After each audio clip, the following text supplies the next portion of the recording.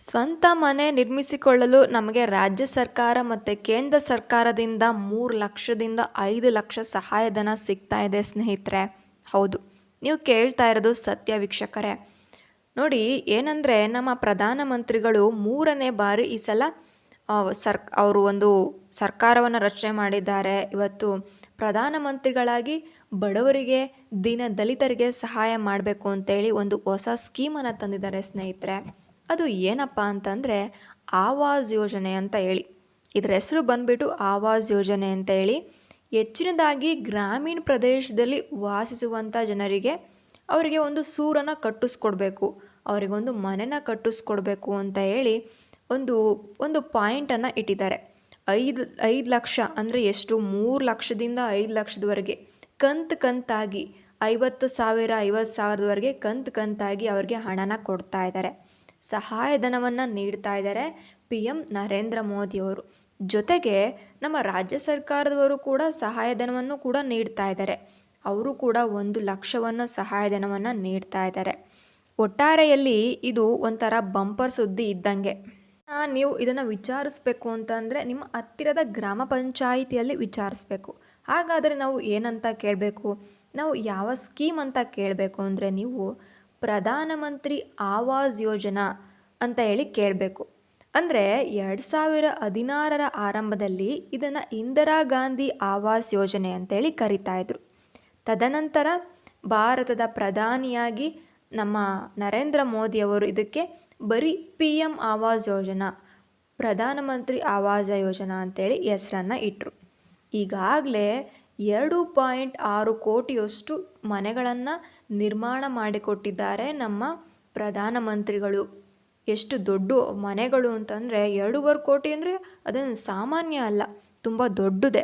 ಇನ್ನೂ ಕೂಡ 2.4 ಕೋಟಿ ಮನೆಗಳನ್ನು ಆಲ್ರೆಡಿ ಅದಕ್ಕೆಲ್ಲ ಸ್ಯಾಂಕ್ಷನ್ ಮಾಡಿದ್ದಾರೆ, ಹಣನ ಬಿಡುಗಡೆನ ಮಾಡಿದ್ದಾರೆ. ಅದಕ್ಕೆಲ್ಲ ಮನೆಗಳಿನ ನಿರ್ಮಾಣವಾಗಬೇಕು. ಅದು ಈ ವರ್ಷದಲ್ಲೇ ಬಿಡುಗಡೆ ಆಗುತ್ತೆ, ಮನೆಗಳು ಕೂಡ ನಿರ್ಮಾಣವಾಗುತ್ತೆ. 2.4 ಕೋಟಿ ಅಂತಂದರೆ ಟೋಟಲ್ 5 ಕೋಟಿ ಮನೆಗಳನ್ನು ಪ್ರಧಾನಮಂತ್ರಿಗಳು ನಿರ್ಮಿಸಿಕೊಟ್ಟಿದ್ದಾರೆ. ಅಂದರೆ ಇದು ನಿಜವಾಗ್ಲೂ ಕೂಡ ನಾವೆಲ್ಲರೂ ಕೂಡ ಒಪ್ಕೊಳ್ಳೋ ಅಂಥ ಮಾತು ವೀಕ್ಷಕರೇ.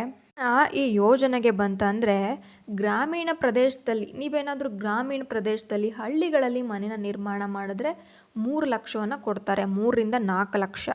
ಇಲ್ಲ ನಮ್ಮದು ಗುಡ್ಡಗಾಡು ಪ್ರದೇಶ ಅಂತಂದರೆ ಸ್ವಲ್ಪ ಅಮೌಂಟ್ ಕಮ್ಮಿ ಆಗ್ಬೋದು, ನಿಮಗೆ 2 ಲಕ್ಷ ಹಣ ಸಿಗ್ಬೋದು. ಜೊತೆಗೆ ರಾಜ್ಯ ಸರ್ಕಾರ ನಿಮಗೆ 50,000 ರು ಸಹಾಯಧನವನ್ನು ನೀಡಬಹುದು. ಬಡವರ ಮನೆಯನ್ನು ಕಟ್ಟಿಸಿಕೊಳ್ಳಬೇಕು ಅನ್ನೋದೇ ನಮ್ಮ ಪ್ರಧಾನಮಂತ್ರಿಗಳ ಒಂದು ಯೋಚನೆ ಆಗಿದೆ, ಅದೇ ಅವರ ಥಾಟ್ ಆಗಿರುತ್ತೆ ವೀಕ್ಷಕರೇ. ಇನ್ನು ಇದಕ್ಕೆ ಅರ್ಜಿಯನ್ನು ಹೇಗೆ ಸಲ್ಲಿಸಬೇಕು ಅಂದರೆ ಗ್ರಾಮ ಪಂಚಾಯಿತಿಯಲ್ಲಿ ಹೋಗಿ ಈ ಥರ ಒಂದು ನಾನು ಹೇಳ್ದಿರೋಂಥ ಯೋಜನೆಯ ಹೆಸರನ್ನು ಹೇಳಬೇಕು. ಅವ್ರು ಇನ್ನೂ ಕೂಡ ನಿಮಗೆ ಡೀಟೇಲಾಗಿ ವಿವರಗಳನ್ನು ನೀಡ್ತಾರೆ. ಆಮೇಲೆ ಡಾಕ್ಯುಮೆಂಟ್ಸ್ಗಳನ್ನ ತೊಗೊಂಡೋಗ್ಬೇಕು. ನೀವು ಮೊದಲನೇದಾಗಿ ನಿಮ್ಮ ಆಧಾರ್ ಕಾರ್ಡನ್ನು ತೆಗೆದುಕೊಂಡು ಹೋಗಬೇಕಾಗುತ್ತೆ. ಎರಡನೆಯದಾಗಿ ನಿಮ್ಮ ಮನೆಯ ಒಂದು ಸದಸ್ಯರ ರೇಷನ್ ಕಾರ್ಡ್, ಎಲ್ಲರೂ ಇರೋವಂಥ ರೇಷನ್ ಕಾರ್ಡು ಬೇಕಾಗುತ್ತೆ. ಅಂದರೆ ನೀವು BPL ಕಾರ್ಡ್ ಆಗಿರಬೇಕಾಗುತ್ತೆ ವೀಕ್ಷಕರೇ, ನೀವು ಬಿಲೋ ಪಾವರ್ಟಿ ಇರಬೇಕಾಗುತ್ತೆ. ಮೂರನೆಯದಾಗಿ ನೀವು ಇರುವಂಥ ನಿಮ್ಮ ಜಾಗ, ನೀವು ಎಲ್ಲಿ ಮನೆ ಕಟ್ಟಿಸ್ಬೇಕು ಅದರ ಪಹಣಿ ಕೂಡ ಅವರು ಕೇಳ್ತಾರೆ. ಆ ಪಹಣಿನ ತೆಗೆದುಕೊಂಡು ಹೋಗಿ ಕೊಡಬೇಕಾಗುತ್ತೆ. ನಾಲ್ಕನೆಯದಾಗಿ ನಿಮ್ಮ ಹತ್ರ ಒಂದು ಮೊಬೈಲ್ ಫೋನ್ ಅನ್ನೋದು ಇರಬೇಕಾಗುತ್ತೆ. ಅದಕ್ಕೆ OTP ಅನ್ನೋದು ಇರುತ್ತೆ, ಅದಕ್ಕೋಸ್ಕರ ಅದು ಕೂಡ ಬೇಕಾಗುತ್ತೆ ವೀಕ್ಷಕರೇ.